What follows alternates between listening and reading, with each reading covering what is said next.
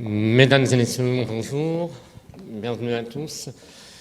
Jonathan Denreby, directeur général du réseau des médiathèques, très heureux de vous accueillir aujourd'hui pour une nouvelle date dans ce programme au féminin, dont vous avez certainement eu connaissance, et une date particulièrement intéressante, vous allez le voir tout au long de l'heure ou des 2 heures qui viennent, mais aussi particulièrement idoine en termes de choix de calendrier, puisque demain nous allons voter et qu'aujourd'hui nous allons nous intéresser à l'histoire du droit de vote.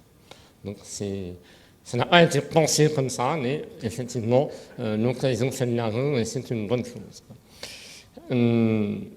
Anne-Sara, que nous accueillons aujourd'hui, nous connaissons depuis un certain temps, donc je me permets d'adresser à toi en toute familiarité. Anne-Sara est l'autrice de recherches et dont certaines ont été publiées. Et je vous invite par avance à vous tourner à la fin de cette séance vers notre libraire partenaire d'aujourd'hui, que je remercie de sa présence. Merci à vous. De recherches extrêmement passionnantes sur le droit de vote des femmes avant le droit de vote des femmes. C'est comme ça que je me suis rendu. Et pour t'avoir lu et t'avoir entendu déjà, aussi mon témoin pour dire que j'avais des idées fausses sur ce sujet. Et donc, je ne sais pas si c'est votre cas, sans doute pas autant que les miennes étaient fausses, mais en tout cas, t'entendre permet d'avoir une approche un peu plus diversifiée de ce sujet et aussi toujours de faire le lien avec la situation actuelle. C'est quelque chose qui était important. Donc, merci encore d'avoir répondu à cette invitation. Merci à vous d'être là et je vous souhaite à tous une bonne rencontre autour de ce sujet. À tout à l'heure. Merci beaucoup pour ces quelques mots d'accueil. Merci à vous d'être présents, d'avoir bravé la pluie montpelliéraine. Moi, j'avoue, je viens de Normandie, donc je ne pensais qu'il y avait de la pluie que là-bas, parce que c'est ce qu'on nous dit à longueur de temps, mais en fait, non. Mais comme ça, nous sommes bien à l'abri pour cet après-midi, et l'idée, en effet, est d'aborder ce sujet du droit de vote des femmes.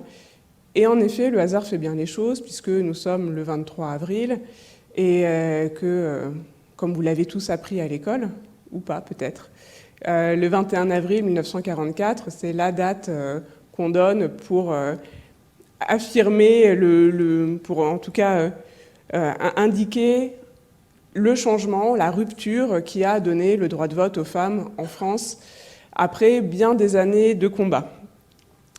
Je fais un peu de provoque sur cette image, je vais revenir dessus dans une minute.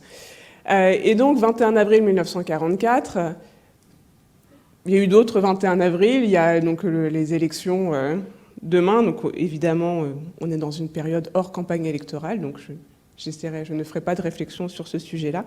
Mais en tout cas, l'idée, là, ça va être d'aborder toute cette longue période qu'on peut faire débuter en 1848, voire avant, qui aura mené au droit de vote des femmes en France. Avec, en effet, comme le disait David Jonathan Denreby à l'instant, quelques clichés qu'on a tous en tête en ce qui concerne le droit de vote des femmes. J'en ai mis quelques-uns ici. D'une part, j'ai fait un beau montage quand même. J'ai même pas Photoshop, donc excusez-moi si c'est pas très bien fait. C'est le général de Gaulle. Donc, premier cliché, le général de Gaulle a donné le droit de vote aux femmes en 1944. On va revenir dessus. Deuxième cliché, la France était très en retard par rapport à tout le reste du monde. Et troisième cliché, les femmes auraient voté comme les curés. Alors, on va revenir évidemment dans le détail de ces différentes questions. Parce que moi, j'affirme que c'est des clichés, mais peut-être que c'est vous, c'est ce que vous avez peut-être toujours entendu. Donc, pour vous, ce sont peut-être des réalités. Mais voilà. C'est un petit peu gênant quand même, ces quelques points dont je viens de parler, parce que finalement, si on reprenait cette histoire avec ces quelques clichés, on pourrait dire que en 1848, c'est la date où le suffrage devient universel en France, donc on accorde le droit de vote aux citoyens. On avait dit à cette époque-là que forcément les femmes n'étaient pas assez éduquées pour voter. et puis que donc elle voterait sans discernement pour les curés. Mais, je vais vous faire l'histoire un petit peu raccourcie, grâce à leur rôle pendant la Deuxième Guerre mondiale, elles ont été très courageuses, certaines vont rejoindre les rangs de la résistance, et c'est pour ça que le général de Gaulle, en 1944, va leur accorder le droit de vote en véritable homme providentiel. Il va les délivrer de leur incapacité politique en leur accordant le droit de vote. Voilà. Donc si vous voulez, si on résume à ça l'histoire du vote des femmes, bah écoutez, moi je vais repartir et puis on va rester sur ces quelques éléments-là. Et en fait, malheureusement, c'est évidemment une histoire tronquée du vote des femmes. C'est ce qu'on retrouve aussi aujourd'hui dans les quelques manuels d'histoire qui vont aborder cette thématique. Et pire encore, ça peut-être que vous n'êtes pas familier avec les écrits de certains historiens, mais des historiens très reconnus, quand ils vont dans une somme historique assez importante, ils vont mettre 3 phrases sur le droit de vote des femmes, bah, globalement, ils vont mettre ça. Ils vont mettre ces 3 clichés-là, et puis hop, on peut passer à un autre sujet. C'est quand même un petit peu réducteur, non seulement parce que les femmes sont malgré tout quand même un petit peu plus nombreuses, hein, on est 52% de l'humanité, et que l'histoire de notre capacité politique mérite sans doute un petit peu mieux que 3 phrases rapidement écrites et pas très étayées. En plus, cette version, on peut le dire, elle n'est pas très glorieuse pour les femmes. Pourquoi ? Parce que si on regarde juste ces quelques éléments, notamment avec le rôle du général de Gaulle, alors ne vous inquiétez pas, je vais quand même être un peu critique par rapport à ce cliché du général de Gaulle. J'ai rien contre le général de Gaulle, et je pense que lui n'y était pas pour grand-chose non plus à ce qu'on lui mette le droit de vote des femmes sur le dos en permanence. Mais voilà, là, elles sont simple objet d'une réforme et d'un droit qu'un homme va leur accorder. C'est-à-dire qu'on met complètement de côté tout le combat que des femmes ont pu mener, elles aussi, pour obtenir ce droit. Et puis, voilà, on va faire vraiment une version simpliste, et c'est bien pour ça qu'on va revenir point par point sur ces quelques clichés pendant une grosse heure, et ensuite vous aurez le loisir de poser toutes vos questions. N'hésitez pas, si jamais il y a quelque chose qui bloque dans mon intervention et que vous avez une question à poser tout de suite, n'hésitez pas à me faire coucou et à me la poser tout de suite. Et voilà, ne vous inquiétez pas, je n'ai pas un plan à tenir absolument rigoureusement. On peut faire des petites interruptions. Voilà comment je voudrais débuter une partie de cette conférence à travers ces 3 questions, vrai ou faux, sachant qu'évidemment, comme vous l'aurez compris, les choses sont rarement toutes noires ou toutes blanches, et que donc, à certains moments, on va explorer cette histoire ensemble en allant regarder un peu les différentes nuances de gris qu'on va pouvoir trouver. La première question qui se pose, c'est celle du général de Gaulle qui aurait donné le droit de vote aux Françaises. Alors là, je vous ai fait une frise chronologique, mais je voudrais repartir un petit peu plus avant cette frise chronologique. Si je vous parle de droit des femmes avant 1848, est-ce qu'il y a un nom qui vous passe par la tête ? Pendant la Révolution française. Alors voilà, on va entendre souvent parler d'Olympe de Gouges. Olympe de Gouges, c'est une personnalité intéressante, sous de multiples aspects. Elle était très, très vive et avait beaucoup d'idées à défendre, et notamment cette question des droits des femmes. Et elle a laissé un texte qui est assez célèbre, qui est cette Déclaration des droits de la femme et de la citoyenne en 1791, qui, comme vous l'aurez tous compris, était le pendant des droits de la Déclaration universelle des droits de l'homme et du citoyen. Et elle avait parmi un certain nombre de grandes phrases, alors aujourd'hui on appellerait ça des punchlines, mais c'était pas comme ça qu'on disait à l'époque, elle avait écrit « La femme a le droit de monter à l'échafaud, elle doit avoir aussi, également celui de monter à la tribune ». Donc l'idée était qu'elle défendait une expression politique des femmes, ce qui n'était pas extrêmement bien vu à l'époque, disons-le tout de suite. Elle n'était pas toute seule, Olympe de Gouges, c'est intéressant de mettre en avant des figures féminines dans l'histoire, parce qu'il n'y en a pas beaucoup. Elle n'était pas la première à penser un droit de vote féminin. Il y a un auteur, un philosophe très connu, qui s'appelait Condorcet, et qui a beaucoup écrit sur toutes les discriminations qui pouvaient exister, et notamment celles qui existaient vis-à-vis des femmes. Je vous en cite juste un petit extrait d'un texte qui date de 1790 et qui s'appelle « Sur l'admission des femmes au droit de cité ». Et vous allez voir, il parle des femmes, mais il a une vision vraiment extrêmement universaliste et humaniste des choses qui est très intéressante. Alors je cite. « Les droits de l'homme résultent uniquement de ce qu'ils sont des êtres sensibles, susceptibles d'acquérir des idées morales et de raisonner sur ces idées. Ainsi, les femmes, ayant ces mêmes qualités, ont nécessairement des droits égaux, où aucun individu de l'espèce humaine n'a de véritables droits, où tous ont les mêmes, et celui qui vote contre le droit d'un autre, quelle que soit sa religion, sa couleur ou son sexe, a dès lors abjuré les siens. » Voilà, c'est 1790, Nicolas de Condorcet. C'est un petit extrait de ce livre sur l'admission des femmes au droit de cité. Il a écrit beaucoup d'autres ouvrages où constamment il vient rappeler que les femmes sont des êtres égales aux hommes et que donc elles doivent avoir les mêmes droits politiques qu'eux. Évidemment, lui était philosophe et c'est resté très longtemps de l'ordre des idées et non pas des faits concrets. Mais voilà, ils ont l'un et l'autre planté en quelque sorte une graine sur les droits politiques des femmes et un certain nombre de groupes de personnes, avant même la Deuxième République en 1848, vont venir poursuivre ce travail de réflexion sur une représentation des femmes et sur une égalité entre les femmes et les hommes. Il y a beaucoup de groupes, et notamment les groupes fouriéristes, par exemple, qui testaient un certain nombre d'idées sur une nouvelle société. Et il y avait en général une forme d'égalité qui souvent était encore assez imparfaite, mais en tout cas, voilà, on se projetait d'ores et déjà sur cette égalité entre les femmes et les hommes. Et c'est pour ça qu'en 1848, on va avoir des femmes qui vont trouver qu'il y a sans doute quelques manques lorsqu'on va accéder au droit de vote des hommes. Là, je vais en quelques mots essayer de résumer une centaine d'années de droit politique en France. Donc excusez-moi si je passe un petit peu vite sur certains éléments. Tout ça, évidemment, ce sont des mécanismes complexes et on n'a pas 3 heures ensemble. On a 1 heure, 1 heure et demie, donc je vais résumer un petit peu. Mais l'idée ici va être de montrer surtout que le droit de vote des femmes, il n'arrive pas tout seul et qu'on ne peut pas imaginer le droit de vote des femmes uniquement comme un élément d'histoire des femmes. Le droit de vote des femmes, ce n'est pas plus un élément d'histoire des femmes qu'un élément d'histoire politique.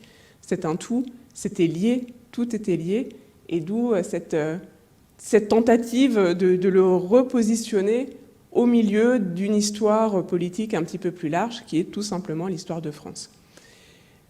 Qu'est-ce qui se passe en 1848 ? En 1848, c'est donc la Deuxième République qui vient organiser la France. Et cette Deuxième République, elle a une spécificité, une grande nouveauté, qui est donc le suffrage universel. Le suffrage universel, c'est donc le fait que les citoyens, comme je le disais tout à l'heure, vont avoir tous la capacité de voter. On va revenir sur ce tous dans une seconde.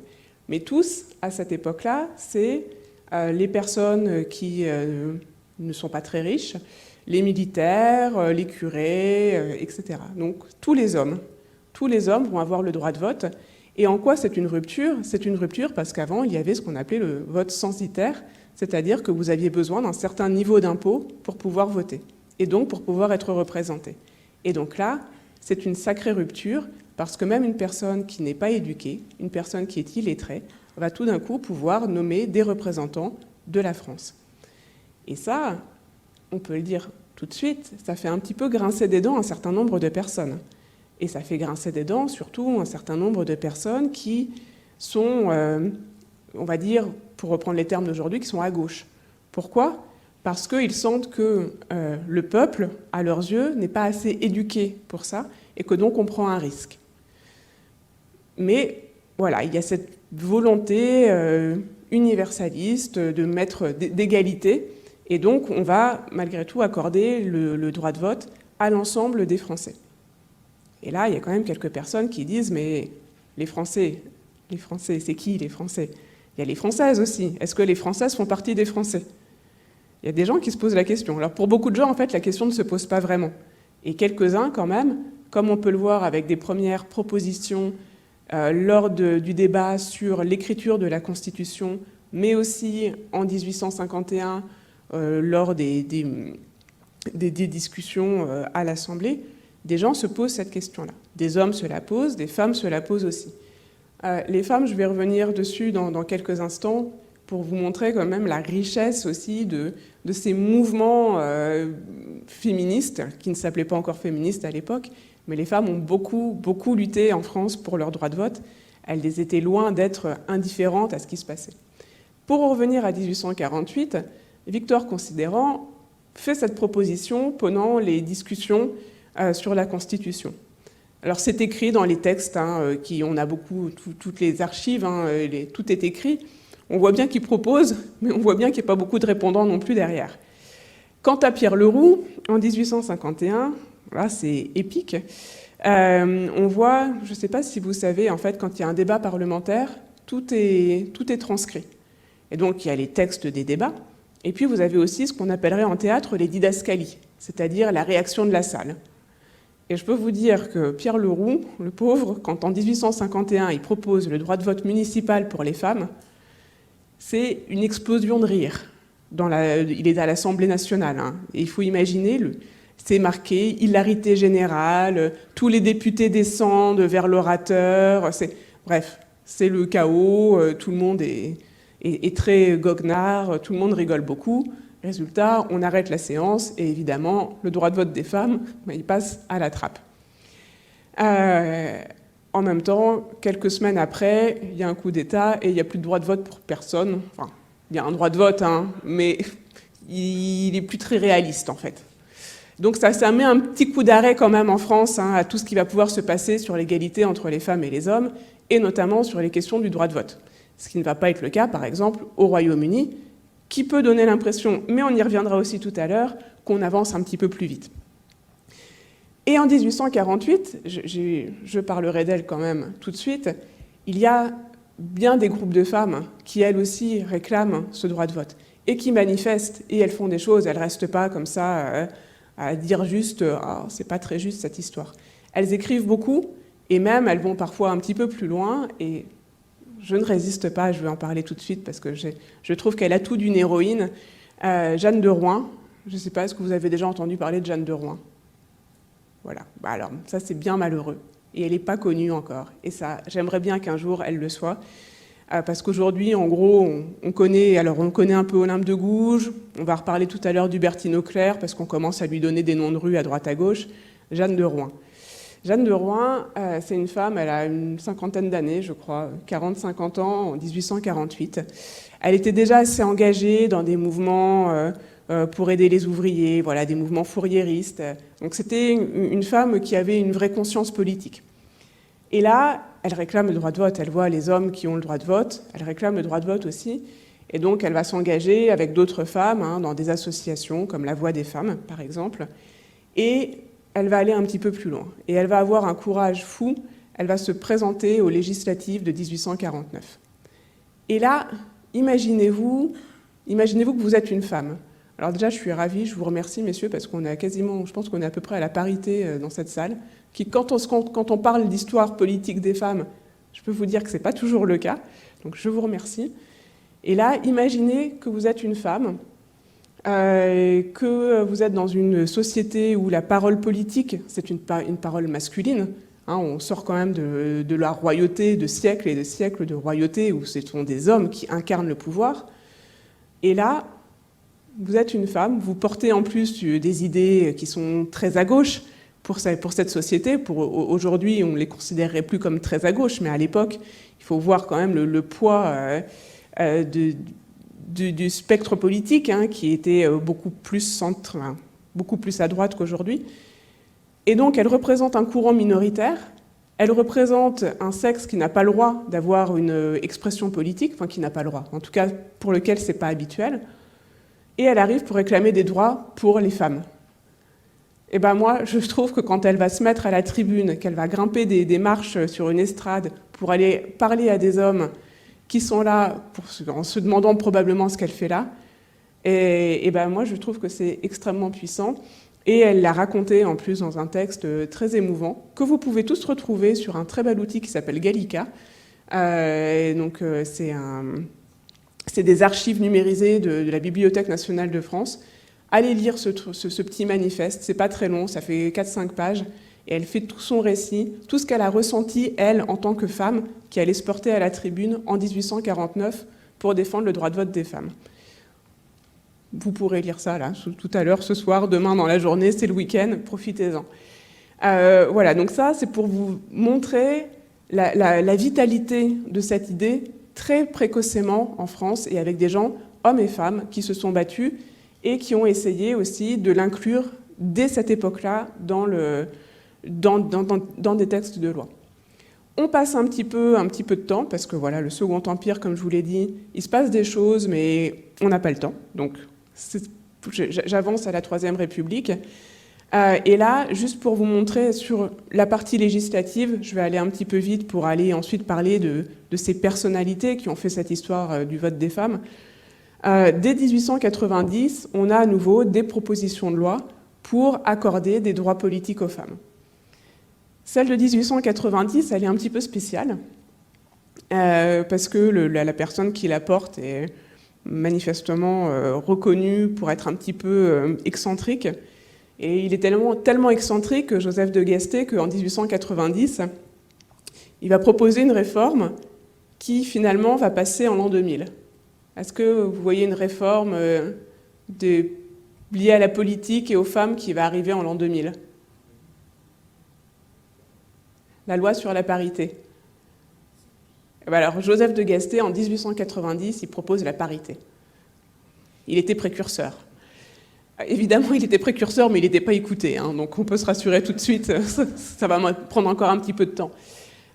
Donc Joseph de Guesté propose ça en 1890, mais ça passe même pas en fait devant les députés. En revanche, 1905 est une date importante parce que il y a monsieur Paul du Saussois qui n'est pas resté dans les annales de l'histoire, d'ailleurs il va mourir quelques années après, avant que sa loi ne soit discutée. Paul du Saussois, il va proposer d'accorder le vote aux femmes à un niveau municipal. Et qu'est-ce qui est intéressant avec cette proposition-là ? C'est que pour la première fois, on va réussir à mettre un vrai pied à la Chambre des députés. C'est-à-dire que la proposition de loi, elle va être étudiée. Donc c'est déjà un grand progrès. Elle va être étudiée, et elle ne va pas être étudiée par n'importe qui. On va nommer comme rapporteur Ferdinand Buisson. Je ne sais pas si le nom de Ferdinand Buisson vous parle. Il est très connu, notamment sur les questions d'éducation. Il y a plein d'écoles Ferdinand Buisson un petit peu partout. Et il se trouve que c'est quelqu'un qui est plutôt progressiste. Hein. Enfin, je vais enlever le plutôt. Il est progressiste dans ses idées. Et là, alors, il met un petit peu de temps. En même temps, il fait un sacré boulot. Il produit un rapport de plusieurs centaines de pages où il analyse complètement les questions liées au vote des femmes. Qu'est-ce qui se passe dans d'autres pays, quels sont les mouvements féminins qui peuvent arriver à cette question du vote, quelles sont les oppositions. Et donc il fait un rapport extrêmement riche, extrêmement intéressant, et il conclut surtout, et c'est là l'intérêt, il conclut en disant que le droit de vote des femmes, c'est plutôt une bonne idée quand même, et ce serait bien d'y aller. Malheureusement, vous voyez sur la frise, c'est pour ça que j'ai voulu aussi remettre cette histoire du vote des femmes dans une histoire plus globale, tout est bloqué à partir de la Première Guerre mondiale. Forcément, ça donne un coup d'arrêt, alors que, on va le voir dans une minute, ou deux peut-être, les mouvements féministes avaient vraiment pris de l'ampleur. En 1914, c'est plus des petits groupes de femmes qui sont un petit peu marginales. Là, en 1914, on a beaucoup de groupes de femmes dans beaucoup d'idéologies différentes. Vous allez avoir des groupes de femmes catholiques, vous allez avoir des groupes de femmes beaucoup plus à gauche. Voilà, disons qu'on va recommencer à avoir un peu tout le spectre politique avec des mouvements de femmes qui sont pour le droit de vote des femmes. Mais 1914, malgré tout, ça donne un coup d'arrêt. mais qui n'est pas définitif. Et finalement, les choses reprennent assez vite, avec parfois des propositions un petit peu particulières, parce qu'il faut imaginer qu'en fait, quand on parle du vote des femmes, dedans, on met beaucoup de choses. Forcément, nous, aujourd'hui, on a du mal à imaginer un vote des femmes qui ne soit pas le même que le vote des hommes.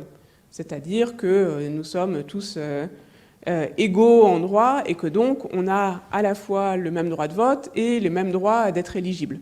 J'y reviendrai aussi tout à l'heure. Là, à cette époque, on est prudent.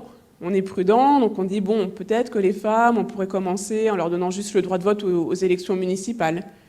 Puis parfois, on va dire, bon, peut-être qu'on pourrait juste leur donner l'éligibilité, mais sans le droit de vote. Voilà, on module un petit peu comme ça pour ne pas aller trop vite. Là, c'est un petit peu ce qui se passe avec cette proposition de Maurice Barrès.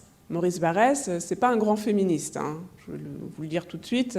Pour ceux qui voient un petit peu qui c'est une des principales figures du nationalisme en France. Et le nationalisme de 1916, avec tout ce que la guerre peut venir nourrir. Et donc voilà, on est dans une forme exacerbée de nationalisme. Et très souvent, nationalisme et féminisme, ça colle pas tout à fait, hein. Donc Maurice Barrès, qu'est-ce qu'il propose? Il ne va pas proposer le droit de vote des femmes comme ça pour le plaisir de proposer le droit de vote des femmes. Il va proposer ce qu'on appelle le vote des morts. Le vote des morts, alors imaginez bien que ce n'est pas un mort qui va aller mettre son bulletin dans l'urne. Mais on est en 1916, donc on a déjà eu les immenses massacres, les grandes boucheries de la Première Guerre mondiale. Et Maurice Barrès voit tous ces hommes français qui sont en train de se faire tuer au front. Et que donc il y a de moins en moins d'hommes. Et donc lui, il imagine, voilà, sa réflexion, c'est la suivante: puisque tous les bons Français de la bonne classe d'âge sont partis se faire tuer au front, tous ceux qui restent, c'est ceux qui se sont fait exempter, c'est les plus vieux, les trop jeunes. Donc en gros, des personnes qui potentiellement soit ne vont pas, alors excusez-moi, hein, je vais mettre des guillemets, mais penser en bon français, soit vont être potentiellement influençables en tant que trop jeunes, trop vieux, etc. Qu'est-ce qu'on fait dans ce cas-là? On va imaginer que les femmes, elles vont penser comme les hommes de leur famille qui sont morts. Et donc, à une veuve qui aurait donc perdu son mari, on lui donnerait le vote de son mari. À une mère qui aurait perdu son fils, on donnerait le vote du fils, etc. Et donc, c'est le vote des morts. Donc, on n'est absolument pas dans du féminisme, on est dans du nationalisme, mais au fil des années, et surtout sous la pression des anciens combattants après la guerre, Maurice Barrès finira par se dire que le vote des femmes tout court, sans qu'elles représentent un homme décédé, pourrait peut-être ne pas être complètement idiot. Mais il va mettre du temps à y arriver. Et on va arriver là tout de suite à une date qui est absolument fondamentale. 1919. J'imagine que 1919, en termes de vote des femmes en France, ça vous parle pas plus que n'importe quelle autre date. Et donc là, je vais vous faire une révélation. Je vais vous faire une révélation, c'est qu'en France, la Chambre des députés, donc l'Assemblée nationale, a accordé le droit de vote aux femmes, à toutes les femmes, et sans limitation en 1919. Voilà. Donc en fait, s'il n'y avait pas eu de Sénat, mais c'est pas comme ça que ça se passe en France, s'il n'y avait pas eu de Sénat, en 1919, les Françaises auraient été parmi bien d'autres femmes d'Europe à obtenir le droit de vote à cette date-là. Mais nous sommes un système bicaméral, c'est-à-dire que pour l'ensemble des lois, il faut avoir à la fois l'accord des députés et l'accord des sénateurs. Et c'est là que ça se corse un petit peu, puisque les sénateurs, en fait, pendant toute la période qui suit jusqu'à la Deuxième Guerre mondiale, et même là, ils n'étaient pas encore complètement prêts, les sénateurs vont rejeter encore et encore et encore le droit de vote des femmes. Et les députés, ils auront beau revenir avec des propositions à moitié, des petits morceaux comme ça, pour essayer de refaire venir le sujet sur le devant de la scène. Le Sénat ne votera jamais pour le vote des femmes en France pendant tout l'entre-deux-guerres. Et donc voilà, c'est ce que je vous ai mis quand il y a des nombreux votes en faveur de de ces textes-là à la Chambre des députés, mais ça bloque. Et on aura beau avoir 3 femmes sous-secrétaires d'État sous Léon Blum, ça bloquera encore. Et on aura beau avoir, en 1936, l'intégralité des députés français qui votent à l'unanimité d'un coup au débeauté pour le vote des femmes et leur éligibilité, ça ne marchera toujours pas. Voilà juste là un petit aperçu chronologique pour vous montrer que bien avant le général de Gaulle, bien avant les débats à l'Assemblée provisoire qui ont lieu, donc là aussi pas en présence du général de Gaulle, bien avant donc tout ça, il y a cette continuité qui amène en fait en 1944 au fait que c'était à ce stade, et pour bien d'autres raisons que je vais aborder après, c'était impossible qu'en 1944, au moment où on réécrit les lois françaises, qu'on ne vienne pas intégrer dedans le droit de vote des femmes. Alors j'avance un petit peu parce que je suis beaucoup trop longue, évidemment. Voilà quelques-unes de ces femmes. C'est des portraits que je voulais vous montrer. Je ne vais pas forcément rentrer dans le détail de chaque mouvement parce qu'il y en a beaucoup. Hein, il y a eu des centaines et des milliers de femmes qui se sont battues pour le droit de vote. Je vais juste en prendre 2 ou 3 parce qu'elles sont quand même particulièrement importantes. Et c'est surtout là pour vous montrer la continuité entre 1848 et 1944 de toutes ces femmes engagées. Évidemment, il y a des hommes aussi. Alors là, j'en ai mis un en particulier parce qu'il était très important à cette époque. J'en ai mis un petit peu moins sur la page qui suit, mais ce n'est pas une volonté de les minorer. Il y a eu beaucoup d'hommes qui se sont aussi battus en faveur du droit de vote des femmes en France. Ici, je vous ai donc parlé tout à l'heure de Jeanne de Rouen, que j'aime vraiment beaucoup. Une autre personnalité assez reconnue, parce qu'elle écrivait beaucoup, c'est Eugénie Niboyer à cette époque-là. Elle n'était pas toute seule, hein, mais c'était elle qui était un peu à la tête de ces mouvements-là. On a, sous la période du Second Empire, beaucoup de femmes qui vont écrire et qui vont alors militer, peut-être pas forcément pour un droit de vote, parce que vu la nullité, entre guillemets, du droit de vote à cette époque-là, ça ne servait pas à grand-chose de se battre pour ce droit de vote, mais elles vont se battre pour l'éducation des femmes. C'est notamment le cas de Julie Victoire d'Aubié, qui est la première femme à avoir son baccalauréat en France, et ça ne s'est pas arrivé tout seul, hein. Elle s'est battue pour que ses études et le diplôme qu'elle allait passer au bout soient reconnus. Donc c'est quand même une personnalité importante. Je mets aussi Juliette Adam, parce que Juliette Adam, elle a bien bataillé, Juliette Adam. Hein. Vous connaissez Proudhon? Ça vous parle? Voilà, Proudhon n'était pas non plus très féministe. Hein. Proudhon, c'est donc une des personnalités, un des philosophes j'ai du mal à gauche, extrême gauche, enfin, en tout cas, c'est un philosophe très reconnu, très important au XIXe siècle, très antiféministe, puisque pour lui, il n'y avait pas trop d'alternatives entre courtisane ou ménagère.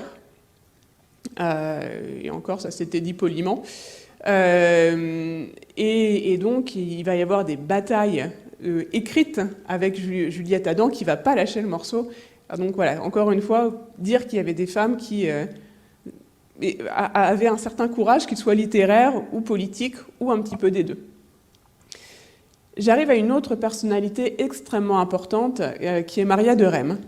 Alors Maria de Rheims, je ne sais pas si vous reconnaîtrez, elle a un beau tablier sur les épaules.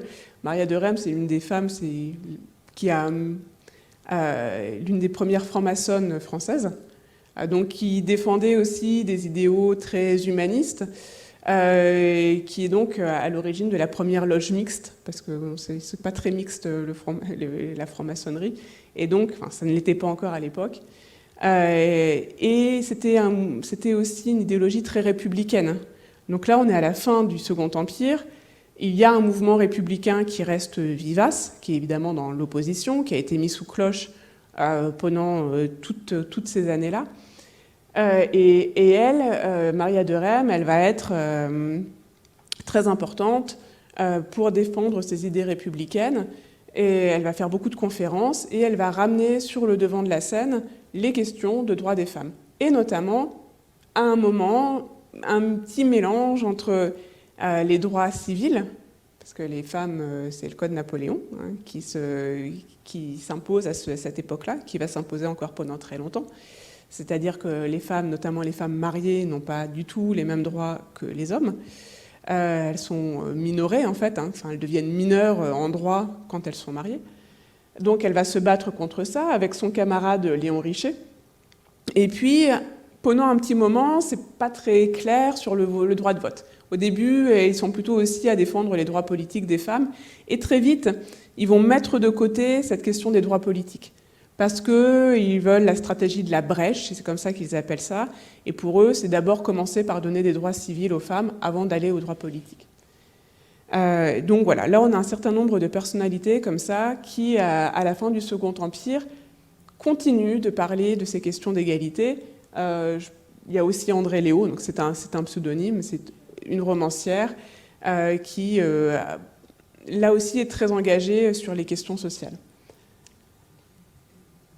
Et donc, ça, je fais la jointure. Là, vous voyez, on a une multiplicité de portraits parce que tout d'un coup, à la fin du XIXe siècle, on va avoir un mouvement féministe qui va être de plus en plus puissant. Et ça, on le doit notamment, alors oui, à Maria de Rheims qu'on a vu sur l'image précédente, mais surtout à cette femme que vous voyez complètement à gauche pour vous, qui s'appelle Hubertine Auclert. Et Hubertine Auclert, c'est une des personnalités qui émerge enfin sur cette histoire des droits des femmes.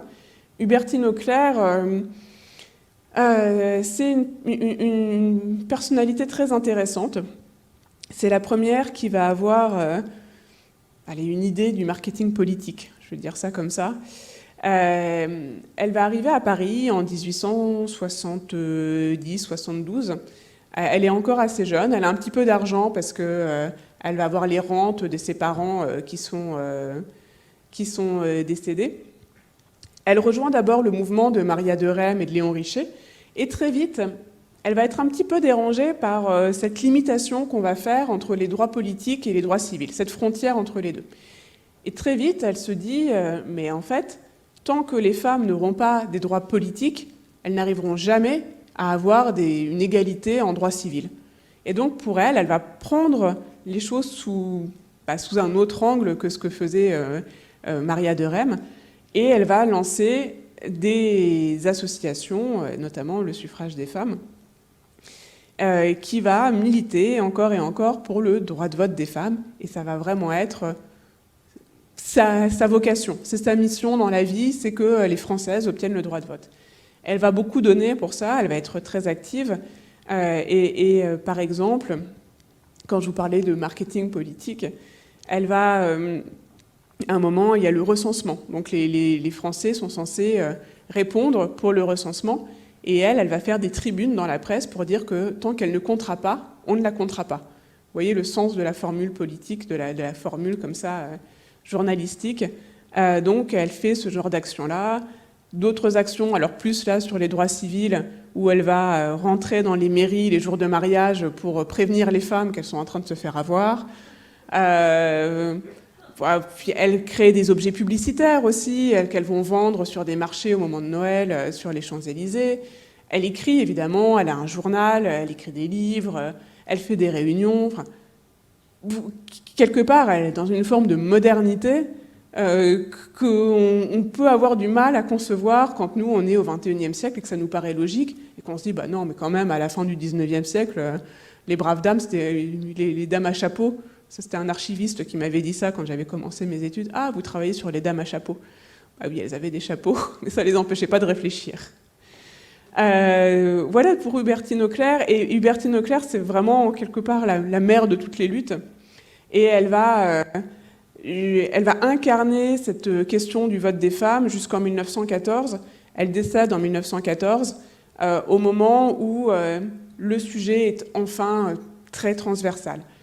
Qu'est-ce qui s'est passé entre ce moment où Hubertine Auclert arrive dans les années 1870, où elle est encore extrêmement marginale, hein. C'est pas facile, moi je vous présente ça comme ça avec mes questions de marketing politique, mais elles sont un peu toutes seules, hein, les femmes qui militent à ce moment-là.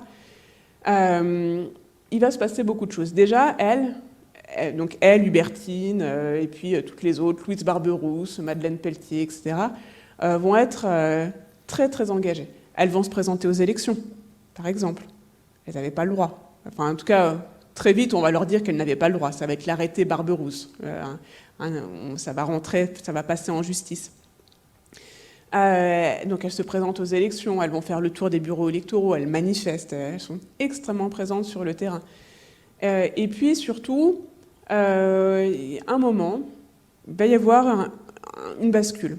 Cette bascule, c'est le moment où vous avez, parce qu'en plus toutes ces femmes-là, elles sont quand même ancrées plutôt à gauche, c'est ce que je vous disais tout à l'heure, donc elles sont pas très grand public, entre guillemets. Mais à partir d'un moment, vous avez beaucoup d'associations philanthropiques, avec des femmes de la haute bourgeoisie protestante, de la haute bourgeoisie catholique aussi un petit peu, juive, enfin, mais c'est vraiment la haute bourgeoisie qui fait beaucoup d'actions sociales. Et en faisant beaucoup d'actions sociales, tout d'un coup, il y a quelques-unes de ces femmes qui se disent que, somme toute, les femmes, les mères, les épouses, sont le premier rempart à tout un tas de maux, MAUX, de la société, de fléaux sociaux, on appelle ça comme ça. Les maladies infantiles, si on veut que les enfants soient moins malades, ça va passer par la mère. Le jeu, si on veut que le mari joue moins, vaut mieux donner le salaire à la mère, à l'épouse. Si on veut que le mari boive moins, vaut mieux donner le salaire à l'épouse, pour pas qu'il aille dilapider ça. Donc voilà, elle commence à concevoir ça et à se dire que finalement, la commune, la cité, c'est un peu comme le foyer, mais en plus grand.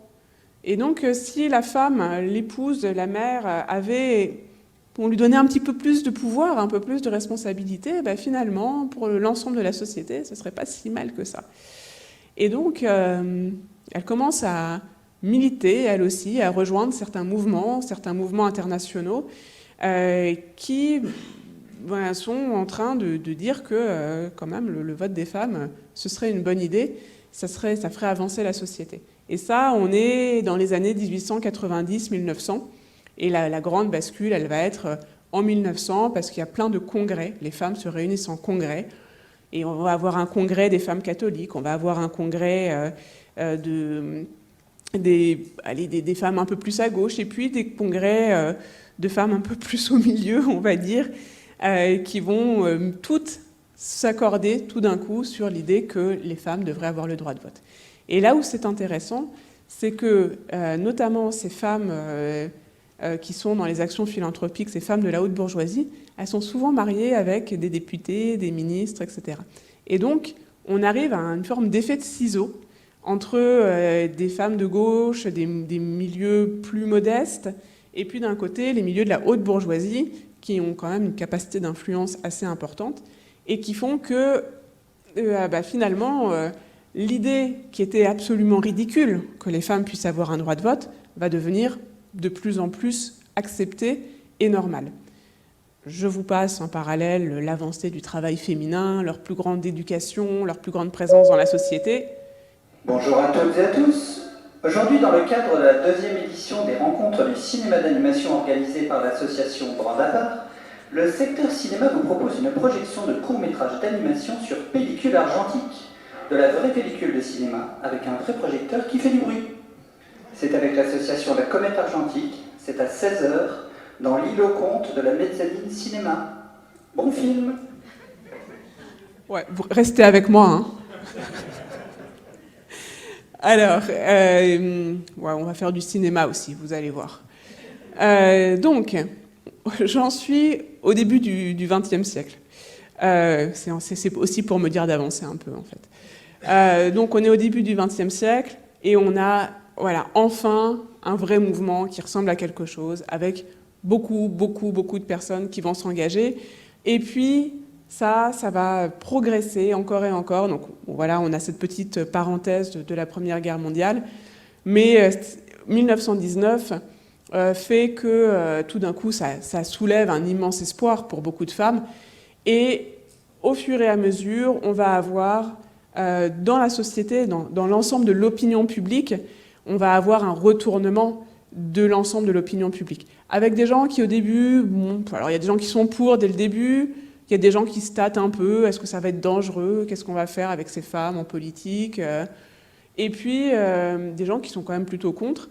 Et en fait, on va avoir une vraie bascule au début des années 20, même on le voit dans la presse, moi j'ai beaucoup étudié la presse, il y avait des journaux qui restaient très, voilà, ils étaient très, très prudents, et on voit bien que dans les années 20, c'est fini, quoi. Il n'y a plus personne, à part le Sénat, en fait, il n'y a plus personne qui refuse le vote des femmes. Et on le voit même dans la pub. Vous savez... Justement, ce blocage du Sénat, dans les années 20 et 30, est-ce qu'il est lié à une couleur politique du Sénat, conservatrice, nationaliste ou pas? Alors, oui et non, pas conservatrice, pas nationaliste. J'y reviens dans 2 minutes. 3. Mais en tout cas, voilà, on a ce basculement, même dans la publicité. Je ne sais pas, vous voyez la marque Bourjois qui existe encore de cosmétiques, et ben, tout d'un coup, on voit une petite Marianne pour leur publicité qui vote. Donc, comme quoi, hein, dans les têtes, ça a vraiment évolué. On a un renouveau aussi des associations féministes, avec notamment Louise Weiss, qui a la belle photo là, très posée, qui aura un vrai rôle ensuite au Parlement européen, quelques années après, qui, voilà, elle est très sûre d'elle. Hein. Elle dit qu'elle a inventé beaucoup de choses, mais en fait, elle reprend beaucoup de choses qu'Hubertine Auclair avait déjà faites quelques années avant. Et puis, je passe un petit peu sur toutes ces femmes qui sont très importantes, comme par exemple Cécile Brunschwig, qui sera l'une des 3 sous-secrétaires d'État, Julie Siegfried. Enfin, voilà, je passe tout ça, on n'a pas le temps. Et on va arriver sur ces questions, cette deuxième partie sur les arguments. Et là, monsieur, je vais vous répondre. Je vais vous répondre sur les arguments et sur la couleur politique. En fait, le Sénat, il y a, disons, deux points particuliers qui vont le caractériser. D'une part, disons, sa position dans l'organisation des pouvoirs publics. Il y a le Sénat d'un côté, la Chambre des députés, et c'est un point très important. Le deuxième point, ça va être en effet la couleur politique majoritaire au Sénat. Le premier point, et puis l'un et l'autre vont se rejoindre, vous allez voir pourquoi. Le premier point, Sénat contre Assemblée nationale, contre Chambre des députés. L'un et l'autre ont des rôles très spécifiques dans notre organisation.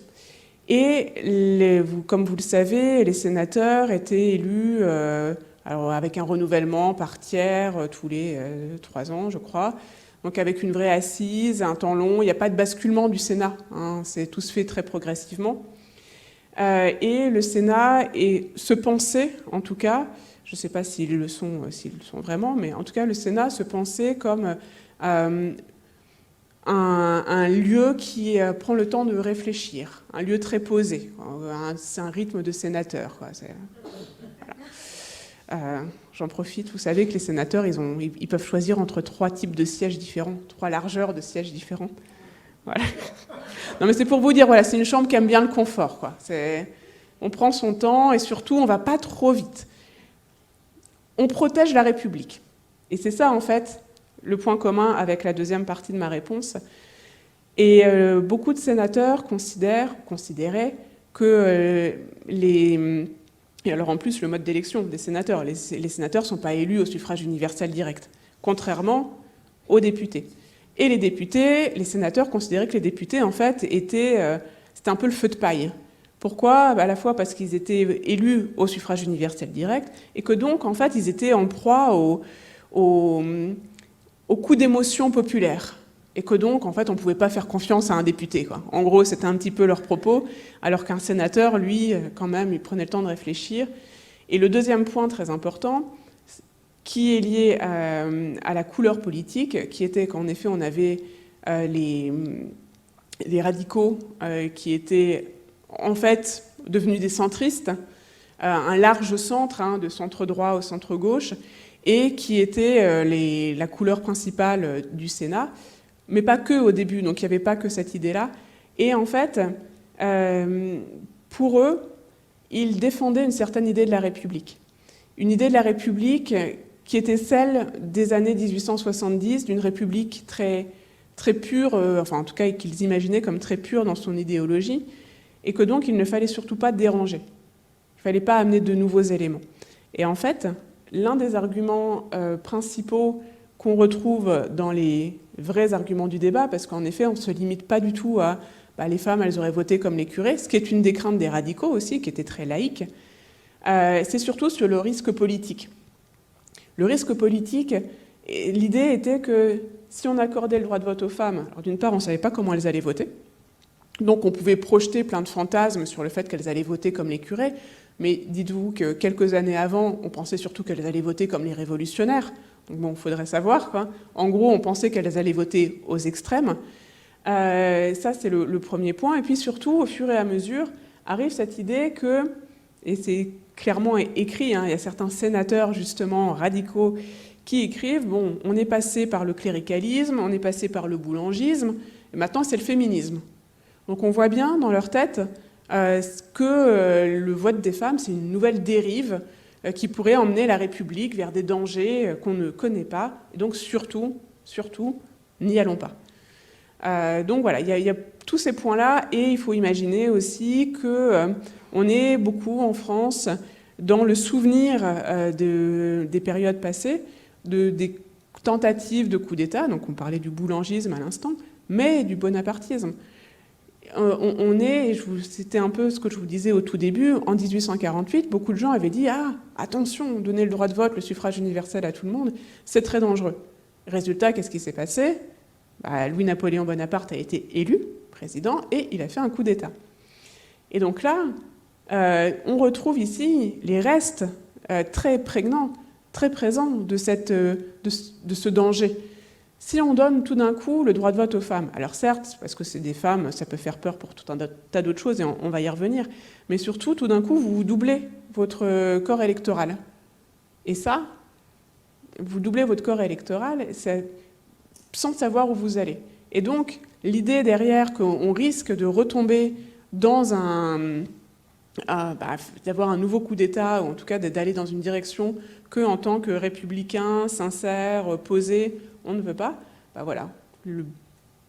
Qu'est-ce qu'on fait ? On dit qu'on va stopper cette réforme et qu'au moins on ne court pas de risque. Risque politique, l'autre argument antisuffragiste le plus important, comme on le voit là dans les chiffres que j'ai... Ça, c'est des chiffres que j'ai créés, que j'ai été tirés au fil de toutes mes lectures, de tous les textes, de tous les débats parlementaires. De tous ces débats parlementaires sur le vote des femmes, j'ai listé les arguments pour pouvoir les reclasser. Et donc, on voit le danger pour la société et pour la famille. C'est quoi cette question d'un danger pour la société et pour la famille ? C'est que là, on est encore sur cette question d'une division binaire de la société. Les hommes d'un côté, qui s'occupent plutôt de l'extérieur, qui défendent les frontières, qui travaillent, sachant que les femmes travaillent aussi, mais ça, on le minore toujours un petit peu, parce qu'on les met plutôt dans l'arrière-boutique ou dans les champs, et ça, elles bossent, mais on ne le dit pas trop fort. Et puis, donc les hommes sont aussi ceux qui vont aller avoir les responsabilités politiques de représentation, un peu comme le père de famille représente la famille, l'homme va représenter le pays. Et donc, si vous mettez ce pouvoir de représentation entre les mains d'une femme, mais alors là, le cataclysme qu'on nous promet, il est extraordinaire. Parce que si la femme va aller voter une fois tous les 3-4 ans, tout de suite, on imagine qu'elle va déserter le foyer. C'est-à-dire qu'elle ne va plus s'occuper des enfants. Et alors là, il n'y a plus personne pour s'occuper des enfants. Comment est-ce qu'on va changer les couches ? En tout cas, s'il n'y a plus de femmes pour le faire. Et donc aussi que derrière, les femmes ne vont plus vouloir avoir d'enfants. Qu'en fait, quelque part, si elles croquent la pomme de la politique, elles vont tout d'un coup laisser de côté toutes leurs tâches ménagères et leurs tâches éducatives et le fait de faire des enfants. Bref, en gros, elles vont se transformer en hommes.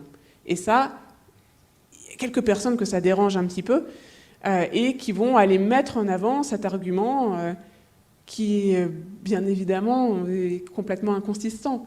Mais cette question d'un danger pour la société, pour la famille, à un moment où on est dans un besoin aussi de natalité, à plein d'époques différentes, mais pour être une nation puissante qui compte dans le concert des nations, il faut avoir une démographie très, très vive.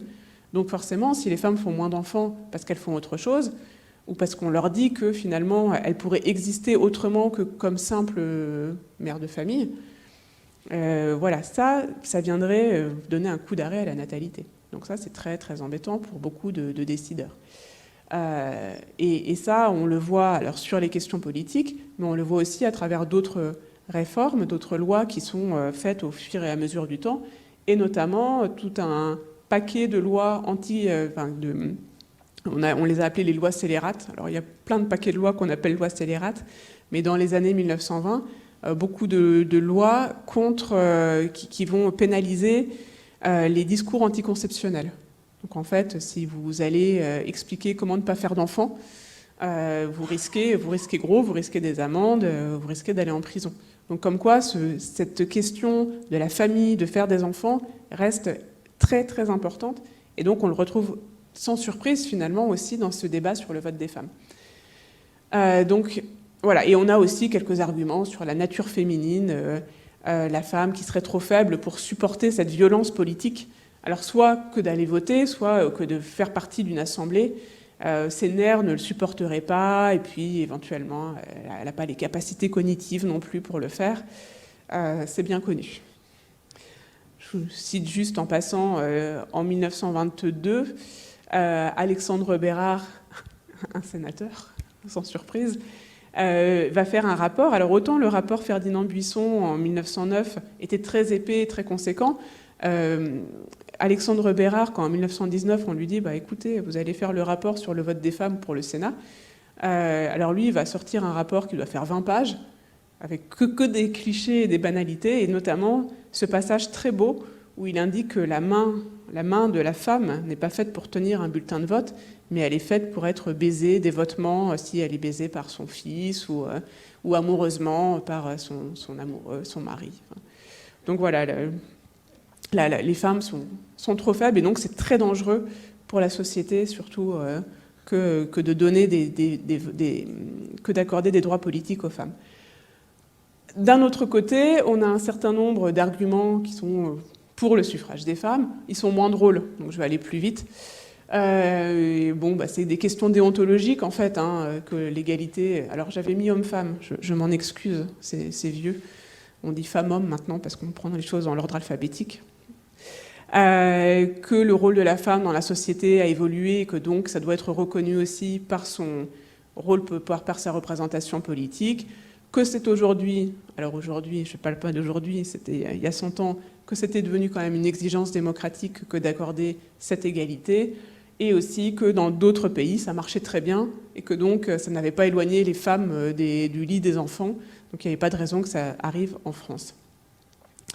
Voilà pour quelques-uns des arguments. Je vais avancer, voilà, parce qu'il est temps. Sur cette troisième question, ce troisième cliché qui était ici que la France était en retard. Alors, quelque part, c'est vrai que si on prend juste les dates, si on prend juste 1944 par rapport à d'autres pays qui ont commencé beaucoup plus tôt, on peut dire que, en effet, la France était en retard. Après, on va aller ensemble un petit peu plus loin pour comprendre ce qui s'est passé. Et pour peut-être remettre un petit peu en question cette notion de retard, parce qu'en fait, aujourd'hui, on entend, quand on s'intéresse au sujet, on entend beaucoup de choses, et notamment des historiennes, des historiens qui sont très renommés, qui continuent de pointer du doigt le fait que la France est particulièrement misogyne et très en retard, et qu'elle était très en retard parce que très misogyne. Moi, je vous avouerai que je suis très modérée, et que je suis très modérée aussi sur cette question d'une misogynie particulière de la France, qui serait liée, alors pour les uns, à la religion, pour les autres, au républicanisme. Moi, je vois d'autres raisons qui ne sont pas uniquement liées à la question du rapport entre les femmes et les hommes. Il y a aussi des raisons politiques qui sont extrêmement importantes. On en a abordé une ou deux tout à l'heure, mais vous allez le voir là, on va prendre un peu de recul, géographiquement parlant, et on va aller voir ce qui s'est passé dans les autres pays pour voir à quel moment est-ce que ces autres pays ont accordé le droit de vote aux femmes. Alors, on commence en 1893 en Nouvelle-Zélande, et puis ensuite, vous voyez, ça s'égrène jusqu'en 1944, avec des gros paquets aux alentours de la Première Guerre mondiale notamment. On va regarder un peu plus dans le détail. Alors, je ne vais pas prendre tous les pays, parce que ce serait un peu long. Puis bon, je ne suis pas une spécialiste non plus du Sri Lanka ou de l'Australie. On va regarder les pays européens qui sont autour de nous pour voir ce qui s'est passé. En 1906, en Finlande, il y a quand même un événement assez important qui se passe, c'est que la Finlande devient indépendante de la Russie. Alors, on est dans le thème, là, on est encore dans l'actualité. Donc, qu'est-ce qui se passe à ce moment-là? En Finlande, on écrit une constitution. Dans cette constitution, on accorde le droit de vote aux femmes aussi bien qu'aux hommes. On est en 1906, donc comme vous l'avez vu avec l'exemple de la France, on a fait un petit bout de chemin quand même sur la manière dont on pouvait concevoir qu'une femme ait un rôle politique. On peut imaginer que c'est la même chose en Finlande, avec aussi cette présence importante des femmes dans le mouvement indépendantiste finlandais. Donc on écrit une constitution, on met le droit de vote des femmes. En 1907, en Norvège, qu'est-ce qui se passe? Alors après, ça va avancer tout seul. Bon. Qu'est-ce qui se passe en 1907? 2 ans avant, la Norvège et la Suède, qui ne formaient qu'un seul ensemble, se séparent. Et là aussi, on écrit donc une constitution. Qu'est-ce qu'on fait dans cette constitution? On met un droit de vote pour les femmes. Au Danemark, en 1915, alors j'ai mis réforme sociale, c'est un peu faible. Hein. Réforme sociale, c'est des grosses réformes sociales. Ils revoient complètement leur organisation dans le pays. Qu'est-ce qu'ils font? Ils en profitent pour donner le vote aux femmes. Russie, 1917, bon, voilà, c'est la révolution qui donne le vote aux femmes. Et puis ensuite, vous voyez un gros paquet de pays. Alors, je vais revenir sur le Royaume-Uni après, mais surtout, 1918, 1919, il ne vous aura pas échappé que c'est la fin de la Première Guerre mondiale, qu'avant la Première Guerre mondiale, on avait des grands ensembles qui étaient les grands empires, notamment l'Empire austro-hongrois et le Saint-Empire romain germanique, donc en gros, ce qui s'est découpé avec l'Allemagne, et puis plein d'autres pays, et puis l'Autriche, Hongrie, plein d'autres pays. Et donc, regardez, qu'est-ce qui se passe? Et tous ces pays qui sont en fait des pays nouveaux accordent le vote aux femmes. Le cas particulier du Royaume-Uni. Le cas particulier du Royaume-Uni, on parle beaucoup, tout ce qu'on va entendre sur les suffragettes. Alors moi, j'appelle pas ça suffragette en France. J'appelle pas ça suffragette parce que pour moi, en France, on a des suffragistes. Les suffragistes, c'est la manière dont les femmes en France se sont battues pour leur droit de vote, c'est-à-dire en respectant les règles. Elles ont suivi la loi, elles ont manifesté, mais en gros, sur le passage piéton, quoi. Elles n'ont pas traversé à côté. Au Royaume-Uni, elles ont fait ça pendant très longtemps. Au Royaume-Uni, les premières tentatives pour avoir le droit de vote, c'est quasiment aux alentours de 1860. Et avec des réformes qui arrivent à l'Assemblée dès 1860, avec un autre philosophe, qui est un peu l'équivalent de Condorcet, mais avec un peu de retard, qui s'appelle John Stuart Mill, qui est extrêmement important aussi, qui a beaucoup écrit sur les femmes notamment, enfin sur le droit de vote des femmes. Et ça marche pas. Résultat, alors c'est pas pour les excuser du tout, parce que les mouvements violents, en général, ne sont pas excusables. Mais au Royaume-Uni, on arrive à la fin, au début du XXe siècle, et là, ça se crispe quand même, et des femmes s'engagent dans des mouvements violents, avec aussi l'exemple de ce qui se passe en Irlande, des mouvements indépendantistes irlandais qui sont quand même vigoureux, voire brutaux parfois. Donc là, on a ces mouvements de Madame Pankhurst et de ses filles qui sont très présents, qui ne sont pas des rigolotes. Alors il y a les grandes manifestations qu'on voit avec, où elles se font en effet quand même violentées par la police, avec là des manifestations avec beaucoup de personnes. Mais le petit groupe de Madame Pankhurst, qu'est-ce qu'elles font? Elles mettent des bombes, elles vont lacérer des tableaux, elles mettent de l'acide dans les boîtes aux lettres. Enfin, c'est pas, voilà, elles font pas les choses de manière. C'est pas l'image même de la féminité comme on pourrait l'avoir en tête. elles sont dans une vraie forme de violence. Et pour autant, elles n'obtiennent pas le droit de vote. Donc les suffragettes n'obtiennent pas plus le droit de vote que nos suffragistes à nous. Et en fait, alors bien sûr, elles préparent le terrain avec tout ça. Qu'est-ce qui se passe en 1918 au Royaume-Uni ?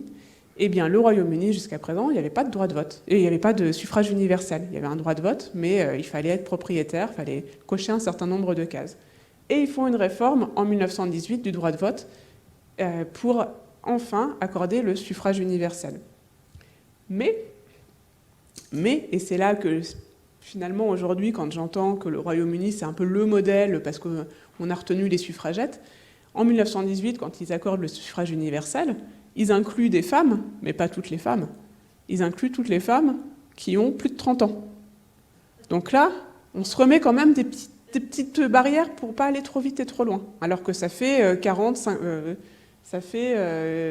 quasiment 60 ans que les femmes réclament le droit de vote au Royaume-Uni. Et que certaines votent déjà pour... Voilà, je ne vais pas rentrer dans le détail, ils ont un droit un peu compliqué là-bas.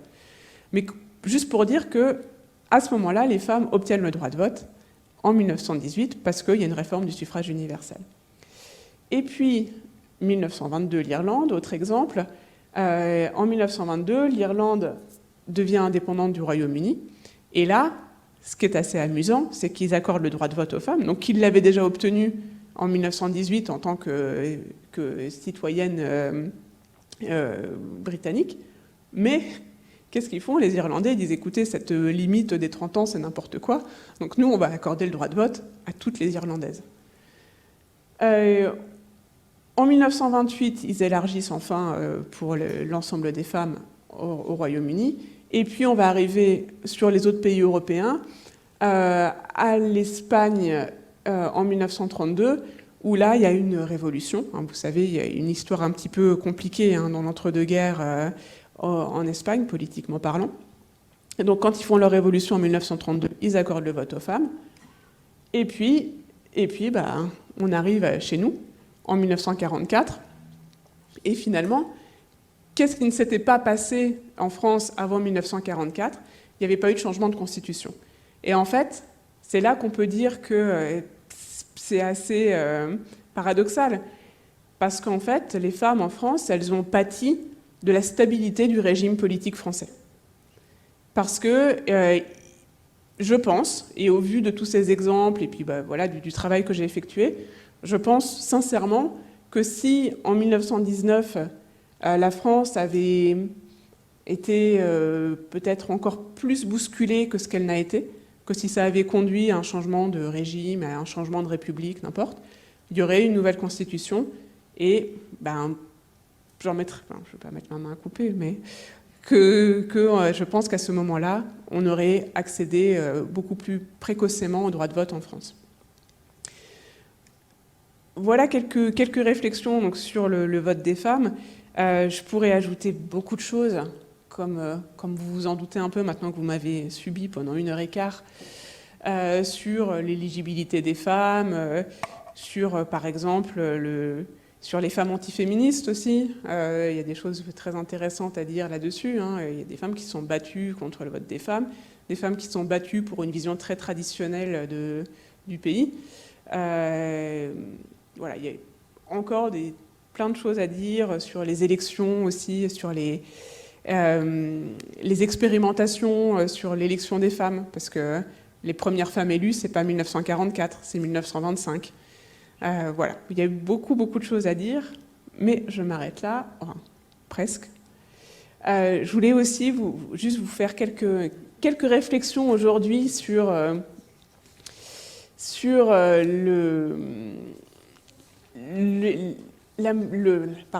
où on en est aujourd'hui, juste pour vous dire quand même que on n'a jamais autant fait pour l'égalité qu'aujourd'hui dans les lois, notamment, alors je le disais tout à l'heure, depuis les années 2000, avec les lois sur la parité, qui, mine de rien, au fur et à mesure, a fait son chemin et fait qu'aujourd'hui, on voit quand même beaucoup plus de femmes élues, notamment au niveau local. Ça crée un vivier pour d'autres types d'élections, qu'on a beaucoup fait aussi pour les femmes dans le travail. Alors, évidemment, et sur le diagnostic de la société d'aujourd'hui, on est encore dans une société inégalitaire.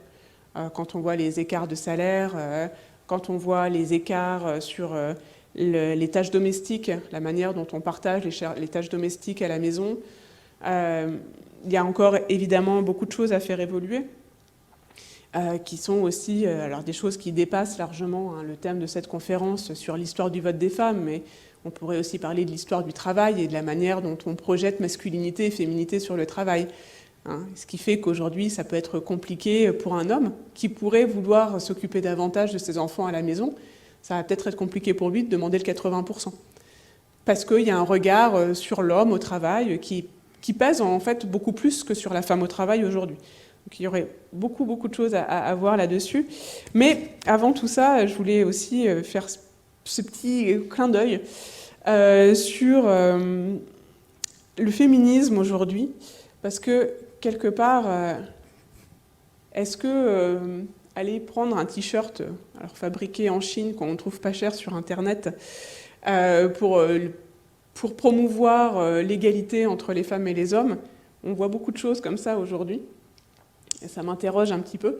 Et puis, alors surtout, voilà, l'idée qu'on peut être ni sorcière, ni influenceuse, mais qu'on peut être tout simplement citoyenne, c'est quelque chose qui me tenait à cœur de vous parler aujourd'hui.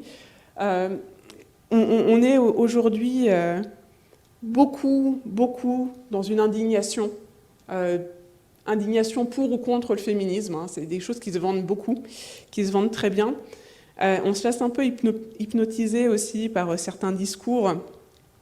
Alors ici, j'ai mis deux livres qui n'ont rien à voir l'un avec l'autre, à part peut-être le fait que l'un et l'autre m'ont beaucoup agacé, mais ça c'est tout à fait personnel. Déjà, voilà, on a l'idée que les femmes, on serait des sorcières, on serait les héritières des sorcières, avec, étonnamment quand même, quand on veut se projeter sur une image, sur disons quelque chose de plus moderne, quoi, une existence à égalité avec les hommes dans la société, que ce soit en termes de représentation politique ou dans le travail, se rattacher absolument aux sorcières et donc qui ont en lien avec des pouvoirs, avec la lune, avec la terre, etc. C'est quand même, on revient beaucoup sur une idée de la femme qui est liée à la nature. Donc moi, c'est des choses qui m'interrogent beaucoup. Donc voilà, les femmes, on serait très puissantes parce qu'on serait en lien avec la nature et on serait un peu des sorcières. Et puis à côté, j'ai mis un autre livre qui est pire encore, qui en fait vient nous expliquer que dans le monde, et en France notamment, les femmes dominent. Alors attention messieurs, parce qu'on est partout. Et il énerve beaucoup d'hommes. Ah oui, je m'en doute.